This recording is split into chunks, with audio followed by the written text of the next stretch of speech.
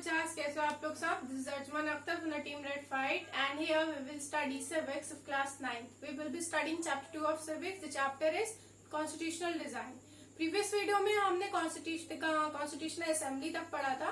आज हम लोग पढ़ेंगे drafting of constitution and the constituent assembly. ठीक है, कॉन्स्टिट्यूशन जो बन रहा था, जो कॉन्स्टिट्यूशन जो आइडियाज, जो अलग अलग डिस्कशन, जो सालों डिस्कशन चल रहे थे, कि हमने देखा कि 1949 में हमारा कॉन्स्टिट्यूशन जो है, जो हमारा कॉन्स्टिट्यूशन का जो बेसिक एब्स्ट्रैक्ट आइडियाज थे वो सारे तो तैयार हो गए थे, बट स्टिल हमारे कॉन्स्टिट्यूशन को इफेक्ट में आने के लिए 1 साल लगा.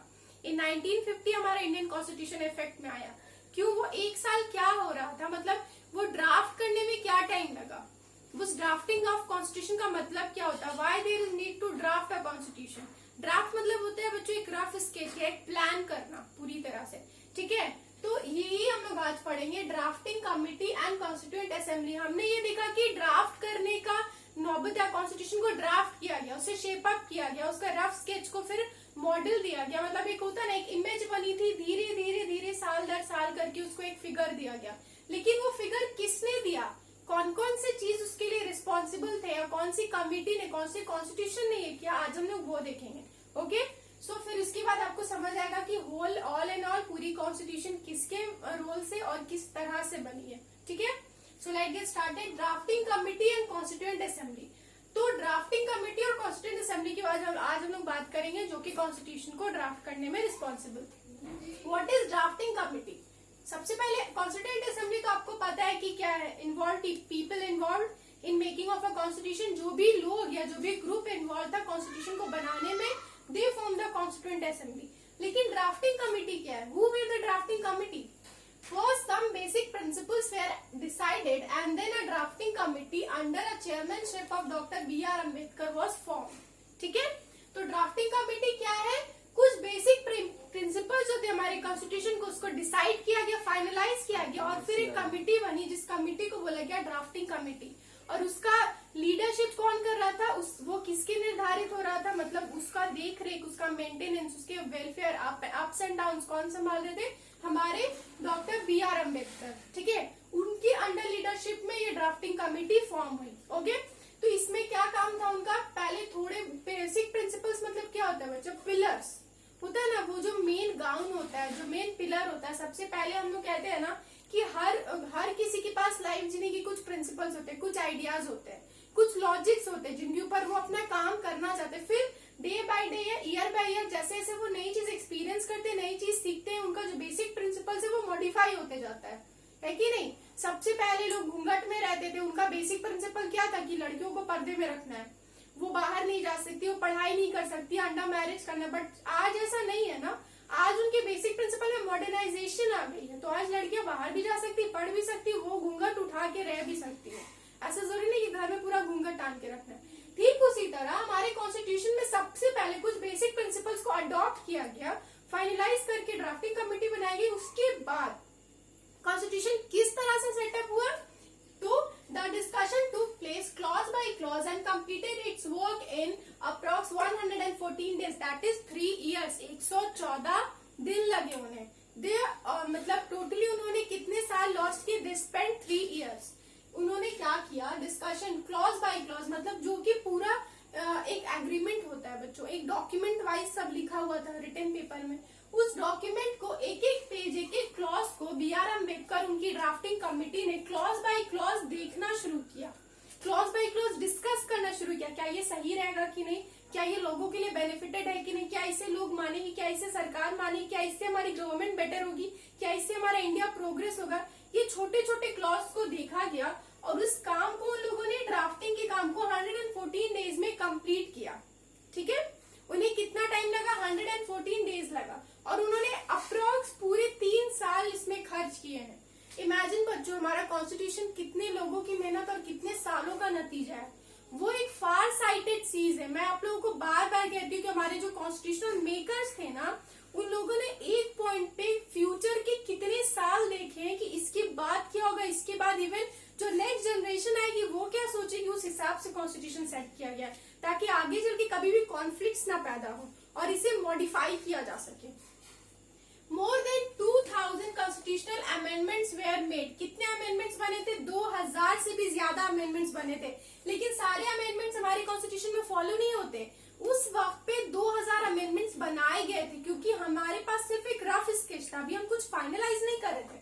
यहाँ पे तो हर दिन डिस्कशन चल रही थी, हर साल कुछ नए आइडियाज आ रहे थे। इस तरह से कॉन्स्टिट्यूशनल आगे बढ़ रहा था, हमारा कॉन्स्टिट्यूशन आगे प्रोग्रेस हो रहा था, नए नए आइडियाज उसमें आते जा रहे, आइडियोलॉजी जुड़ती जा रही है अलग अलग लोगों की।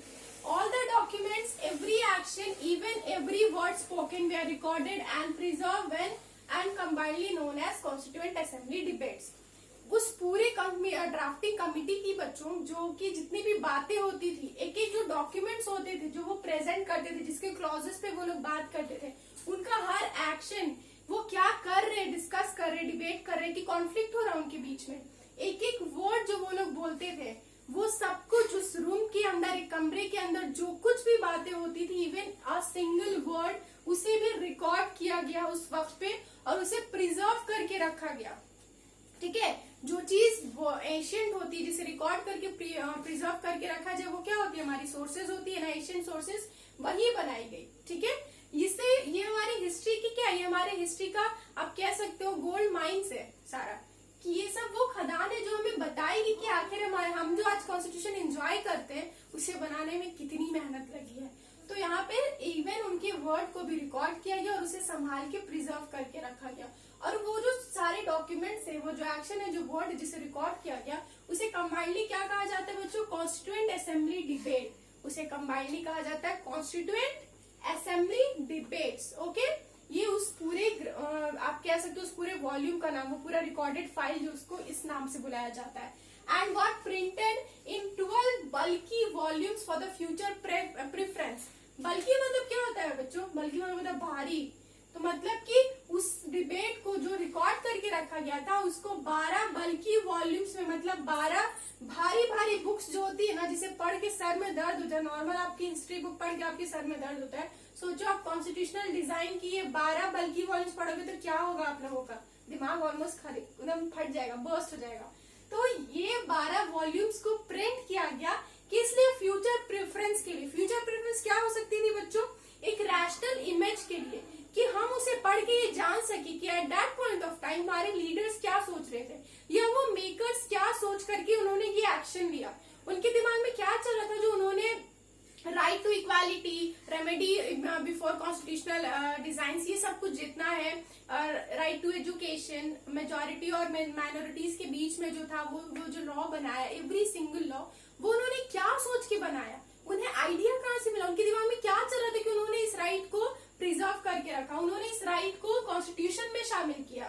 तो ये सब फ्यूचर प्रेफरेंस, ताकि आगे के लोग एक रैशनल आइडियाज ले सके, क्योंकि कॉन्स्टिट्यूएंट क्या है बच्चों, वो बेसिक रूल्स और रेगुलेशन है जिसपे हमारा देश चलता है, जिसपे हमारी गवर्नमेंट चलती है। It's not an easy thing, वो कोई आसान सा बुक का पन्ना नहीं है जिसे आज पढ़ के कल भूल जाओ। ठीक है, सो ये था हमारा ड्राफ्टिंग ऑफ कॉन्स्टिट्यूशन, और ये हमारा था ड्राफ्टिंग कमेटी जिसने ये किया, और उन्होंने कितनी मेहनत से ये किया, बहुत जरूरी था आपके लिए जानना। So it's exact.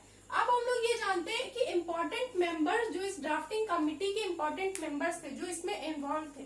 ठीक है, उसमें हमारे सरदार वल्लभ भाई पटेल, जिसे हम लोग किस नाम से जानते हैं, the iron man of our India, हम कह सकते हैं iron man of India, Sardar Vallabh भाई पटेल, अब्दुल कलाम आजाद, डॉक्टर राजेंद्र प्रसाद, एच.सी. मुखर्जी। ठीक है, मुखर्जी इनको कहते हैं, मुखर्जी की स्पेलिंग बहुत सी होती है, सो डोंट गेट कंफ्यूज कि मैम आपने मुखर्जी की स्पेलिंग गलत लिखी है, ऐसा कुछ नहीं है। अगर आप और भी बुक्स उठा के लिखोगे तो आपको एच.सी. मुखर्जी की बहुत सारी वर्डिंग्स मिल जाएगी। तो एच.सी. मुखर्जी है, जी दुर्गा भाई देशमुख है, बालदेव सिंह है, doctor B R. Ambedkar. Doctor B R. Ambedkar ही is one of the ironical, जिसको हम लोग कहते हैं ना, आयरॉनिकल आइडेंटिटी है हमारे कॉन्स्टिट्यूशन में, इन्होंने बहुत बड़ा रोल अदा किया है। ये हम लोग एक इसके बाद वाला जो टॉपिक है ना, guiding values of Indian constitution, जो इसके बाद में नेक्स्ट टॉपिक में आप लोगों को बताऊंगी, उसमें आपको पता चलेगा कि डॉक्टर बी.आर. अम्बेडकर का क्या रोल था। ठीक है, उसके बाद है श्यामा प्रसाद मुखर्जी, पंडित जवाहरलाल नेहरू, उसके बाद हमारी सरोजनी नाइटिंगेल ऑफ इंडिया।